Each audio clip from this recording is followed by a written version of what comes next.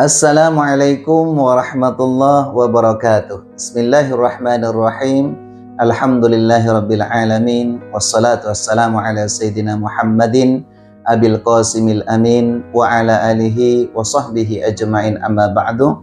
Bapak Ibu, para ikhwatal iman, para dhuyufullah, para dhuyufur rahman, para calon tamu-tamu Allah, para calon tamu-tamu baginda Rasulullah Muhammad sallallahu alaihi wasallam, baik jemaah umrah ataupun para calon jemaah haji yang insyaallah akan selalu dan selalu dicintai dan dimuliakan oleh Allah Subhanahu wa taala. Amin amin ya mujibas sailin. Para ikhwatal iman, seringkali saya menyampaikan hampir di setiap konten saya Bapak Ibu bahwa ketika ada seseorang ditakdirkan oleh Allah bisa melakukan ibadah umrah atau ibadah haji dengan niat tulus ikhlas karena Allah, maka bekal yang dikeluarkan itu mulai awal gitu kan, mulai awal pendaftaran, kemudian uang-uang yang dibelanjakan di jalan Allah misalkan untuk oleh-oleh dan lain sebagainya, itu semua akan diganti oleh Allah Subhanahu wa taala. Jadi itu janji Allah sebagaimana yang sering saya sampaikan, labbaika wa sa'adaika niyyatuka ikhlasun minallah wa zajuka halalun taqabbalallahu minkum. Jadi kalau niat kita itu tulus, ikhlas karena Allah, bekal yang dibawa dari rezeki yang halal, maka kedatangan mereka itu akan disambut oleh Allah, baik di Mekah, di Madinah, ya kan, disambut oleh Allah, dan Allah berjanji akan diberikan kebahagiaan dunia dan akhirat. Itu janji Allah. Nah, rahasianya kalau kita ingin harta kita, biaya kita yang sudah kita keluarkan ingin dikembalikan oleh Allah, tidak semudah yang kita bayangkan. Jadi harus melalui proses dan beberapa tahapan seperti itu. Nah, Bapak Ibu yang dimuliakan oleh Allah Subhanahu wa taala, seringkali kita mungkin mendengar bahwa orang-orang tua kita dulu itu kalau berangkat melakukan ibadah haji atau berangkat melakukan ibadah umroh kedua tanah suci Mekah Madinah, setelah mereka itu pulang dari dua tanah suci Mekah Madinah, kehidupan mereka itu apa ya? Diberi keberkahan oleh Allah. Jadi mereka kembali dari dua tanah suci Mekah Madinah itu membawa keberkahan. Artinya hidup mereka itu semakin berkah. Yang tadinya rumah tangganya nggak tentram, sering cekcok, sering berantem, itu ketika pulang Bapak Ibu dari dua tanah suci Mekah Madinah itu dijadikan keluarga yang harmonis, ya, keluarga yang sakinah, mawaddah warahmah. Bahkan tidak sedikit juga di antara jemaah haji dan jemaah umrah ketika pulang ke Indonesia yang mungkin tadinya punya usaha berdagang, punya bisnis, kemudian punya usaha-usaha yang lain yang mungkin sebelum dia berangkat melakukan ibadah haji dan ibadah umrah, usaha mereka agak seret, rezekinya agak mampet. Ketika pulang ke tanah air kita, maka oleh Allah diberi keberkahan semua, rezekinya diberi kelancaran, anaknya dijadikan anak soleh soleha. Itu semata-mata seperti yang sering saya sampaikan, itu adalah janji Allah Subhanahu wa ta'ala Bapak Ibu. Kemudian kalau kita lihat di zaman sekarang ini, di akhir zaman seperti sekarang ini Bapak Ibu, orang berangkat melakukan ibadah haji, berangkat melakukan ibadah umroh, setelah pulang dari dua tanah suci Mekah Madinah, tidak jarang kita jumpai, bukan malah semakin baik, mulai dari segi ibadahnya, kemudian akhlaknya, ya kan, atau usahanya sekalipun, sehingga tidak sedikit juga di antara jemaah umroh dan jemaah haji sering menyalahkan Allah, ibaratnya seperti itu. Katanya Pak Ustadz, katanya keterangan kitab, kalau orang berangkat umroh biaya yang sudah dikeluarkan itu nanti akan dikembalikan oleh Allah, seperti itu. Nah, ada juga yang menyalahkan dirinya sendiri gitu loh.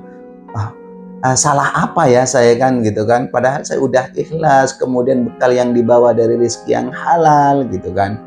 Seringkali menyalahkan diri sendiri gitu loh Bapak Ibu.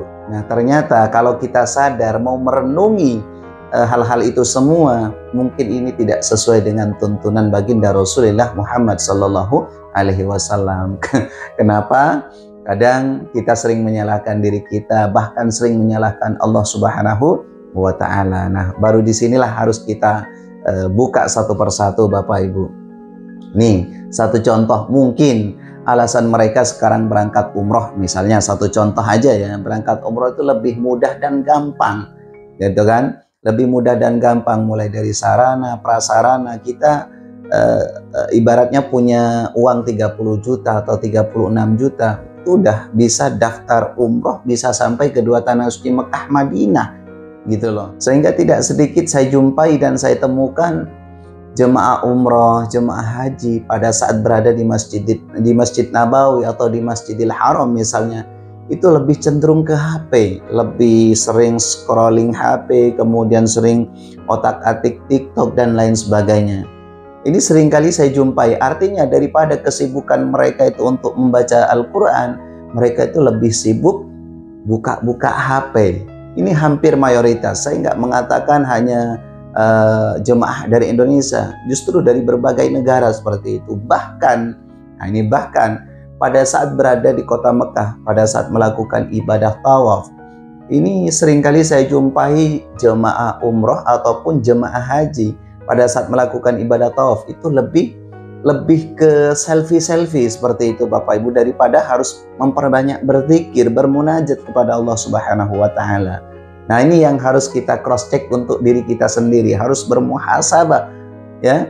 Harus kita merenungi kenapa gitu lah. Kenapa pada saat pulang ke tanah air tingkah laku kita semakin buruk bukan semakin baik, kemudian ekonomi kita semakin terpuruk bukan semakin membaik. Ya disinilah mungkin yaitu tadi yang membuat mereka itu enteng. Sekarang sudah ibaratnya apa ya, sudah tidak peduli lagi, sudah tidak bisa membedakan mana tanah suci dengan tempat wisata yang lain Bapak Ibu, seperti itu. Nah, sehingga sering saya sampaikan, beda kita berkunjung ke dua tanah suci Mekah Madinah dengan kita berkunjung ke tempat-tempat yang lain, itu sangat berbeda ya, sangat berbeda. Walaupun mungkin tempat wisata yang lain itu jauh lebih mahal seperti itu, tapi jujur kalau ke sana itu udah kita itu betul-betul pasrah kepada Allah, ingin mencapai keridhaan Allah Subhanahu wa taala. Jadi itu mungkin alasan yang pertama, karena mereka sudah merasa punya uang, sehingga mereka itu apa ya, menganggap remeh, menganggap enteng perjalanan menuju dua tanah suci Mekah Madinah, sehingga tidak ada keberkahan sama sekali pada saat pulang ke tanah air kita, seperti itu Bapak Ibu. Nah, belum lagi yang sering saya temukan itu misalnya jemaah umroh nih, contoh jemaah umroh aja, nggak usah ke jemaah haji. Jemaah umroh ini kalau kita ambil paket yang mungkin 12 hari, itu paling tidak berada di Mekah kan 5 hari tuh. Nah kan itu ada free program. Nah, di mana free program ini kadang disalahgunakan. Jadi waktu yang sangat berharga, waktu yang sangat singkat itu disia-siakan oleh mereka. Hanya untuk belanja-belanja ya kan, hanya untuk menghabiskan waktu di luar daripada di Masjidil Haram. Jadi banyak menghabiskan waktu untuk selfie di luar, tamasya di luar, daripada harus beriktikaf di Masjidil Haram. Ini yang mungkin patut kita renungi, seperti itu loh Bapak Ibu, ya kan? Beda dengan orang tua kita dulu, kalau memang ada tujuan ke sana, mau berangkat melakukan ibadah haji atau ibadah umroh, jadi jauh-jauh hari, jauh sebelumnya mereka sudah bersiap-siap, mulai dari segi ibadahnya itu diperbaiki, akhlaknya diperbaiki, dan mungkin kebiasaan buruk mereka itu diperbaiki sebelum mereka menuju dua tanah suci Mekah Madinah. Apa sebab? Karena mereka itu sudah merasa kalau orang yang sudah sampai ke sana itu betul-betul menjadi hamba yang dipilih oleh Allah Subhanahu wa taala. Nah, sehingga ketika mereka pulang dari dua tanah suci Mekah Madinah, orang tua kita dulu Bapak Ibu itu senantiasa diberi keberkahan oleh Allah Subhanahu wa taala. Yang mungkin mereka sebelum berangkat haji usaha mereka hanya kecil-kecilan, kemudian setelah pulang haji usaha mereka itu dijadikan usahanya yang Masya Allah luar biasa. Atau mungkin yang sebelumnya mereka sebelum berangkat melakukan ibadah haji, seperti yang sering saya sampaikan di awal, keluarganya nggak tentram, sering cekcok. Nah, setelah pulang oleh Allah Subhanahu wa taala dijadikan keluarganya yang sakinah, mawaddah, warahmah. Atau mungkin yang ibadahnya itu sebelumnya bolong-bolong, jarang melakukan sholat berjamaah, jarang sekali melakukan sholat qobliyah, ba'diyah, dan seterusnya, setelah pulang Masya Allah jadi ditampakkan sebagai apa ya, orang yang ahli ibadah. Nah, seperti itu. Sehingga sering saya menyampaikan kepada para calon jemaah umrah dan para calon jemaah haji, tidak ada salahnya kita itu selfie, ya kan? tidak ada salahnya kita itu berbelanja oleh-oleh untuk keluarga kita, tapi itu semua jangan dijadikan tujuan utama. Jadi melalui konten ini saya ingin meluruskan, yang pertama harus betul-betul perjalanan ibadah hajinya, perjalanan ibadah umrohnya itu harus betul-betul tulus, ikhlas karena Allah, ingin mencapai keridhaan Allah Subhanahu wa Ta'ala. Seperti itu, sehingga sesampainya di sana, kalau tujuan kita itu betul-betul ingin mencapai keridhaan Allah, insya Allah masalah handphone, masalah perbelanjaan dan lain sebagainya itu mungkin disampingkan gitu kan, dikesampingkan, jadi tidak menjadi tujuan utama mereka. Ya, kalau ada waktu monggo silakan belanja sebentar, langsung pulang ke hotel, taruh barang, kemudian berangkat lagi ke Masjidil Haram, ke Masjid Nabawi untuk melakukan iktikaf. Kalau di Masjidil Haram misalnya pada saat di Mekah, mereka itu lebih lebih banyak melakukan tawaf sunnah daripada harus selfie di luar, harus belanja yang mungkin menurut saya tidak terlalu penting seperti itu Bapak Ibu. Sehingga sekali lagi saya ingin berpesan kepada para calon jemaah haji ataupun para calon jemaah umroh melalui video yang singkat ini Bapak Ibu, sebelum Bapak Ibu itu berangkat ke dua tanah suci Mekah Madinah jauh-jauh hari ini, yang harus diperbaiki mulai dari amal ibadah kita seperti sholat, ya kan, kemudian akhlakul karimah kita itu dirubah, apalagi nanti kita itu harus bisa menyesuaikan, bisa beradaptasi dengan lingkungan yang ada di sana, seperti itu akhlak.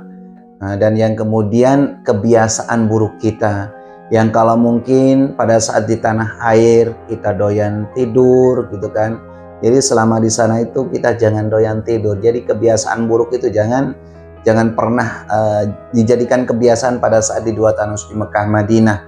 Yang biasanya kalau di Indonesia sholat subuhnya matahari udah terbit, maka kalau di sana nanti Bapak Ibu jam 3 itu udah berangkat ke Masjid Nabawi, berangkat ke Masjidil Haram, seperti itu. Tujuannya apa? Agar ibadah kita ini bernilai gitu kan, bernilai di sisi Allah Subhanahu wa Ta'ala.